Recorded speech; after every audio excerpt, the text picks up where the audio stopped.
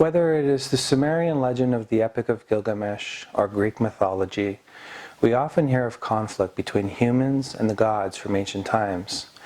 In one such conflict, the goddess Ishtar, the goddess of love and war, the one who flung her necklace into the sky after the flood so that we would have the rainbow, tries to kill Gilgamesh with the bull of heaven for rejecting her advances.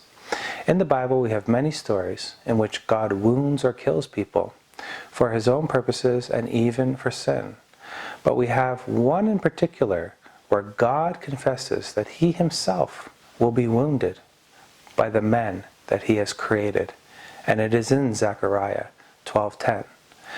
I will pour out on the house of David and on the inhabitants of Jerusalem the spirit of grace and of supplication, so that they will look on me whom they have pierced.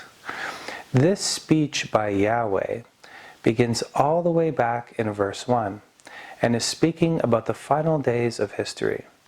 But Yahweh's injury in verse 10 isn't an injury that he sustains in any of the battles that he is talking about in chapter 12. It is from a previous battle. But with who?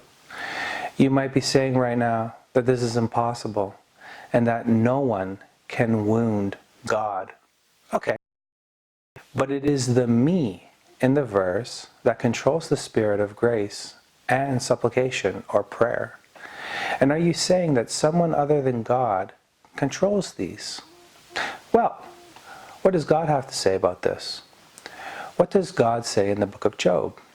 It came about, after the Lord had spoken these words to Job, that the Lord said to Eliphaz the Temanite, "My wrath is kindled against you, and against your two friends, because you have not spoken of me what is right, as my servant Job has.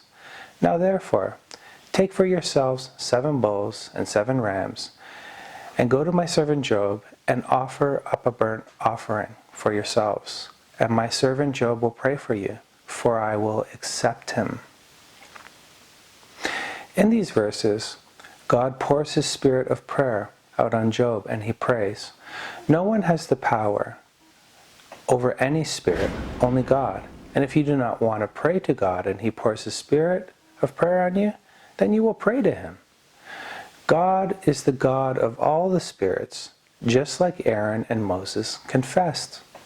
O God, God of the spirits of all flesh. If God does not want you to pray to him, there is no way to overcome this, as God says in Jeremiah. As for you, do not pray for this people, and do not lift up a cry or prayer for them, and do not intercede with me, for I do not hear you. At Jeremiah's time, in the history of Jerusalem and Judah, God does the opposite of what he will do in Zechariah 12:10.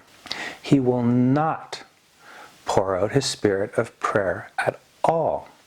The God, out of his grace, who allows us to pray to him, according to the prophet Zechariah, gets wounded, pierced, or stabbed. John quotes this verse in the New Testament when Jesus has his side pierced after he was already dead. Or these things came about to fulfill the scripture, not a bone on him shall be broken. And again, another scripture says, they shall look on him whom they have pierced. Rabbi Singer tries to claim a misquote here. And I'm not talking about the me and the him. I'm talking about the context of Zechariah, because the context is the final days of world history. And in John, it is the end or the final days of Jesus, and not the final days of history. But as usual, for Rabbi Singer, he has just created a false context. And his interpretation is nothing more than pie in the sky. Yahweh doesn't claim in Zechariah that he was wounded in what was happening or about to happen in chapter 12, but that he was already wounded as that part of world history begins. The rabbis, or the Dorshei Halakot, the seekers of smooth things, again, have not only blundered with Isaiah 7:14 and the obvious virgin birth of the Messiah, But here also with Yahweh, and how Yahweh confessed that he would be pierced. You may wonder when Rabbi Singer will finally learn his lesson and seek the true God of Israel in grace and the spirit of supplication, and quit this useless attempt to twist the Christian scriptures. Well, I know the answer to that. It is in Zechariah 12:10.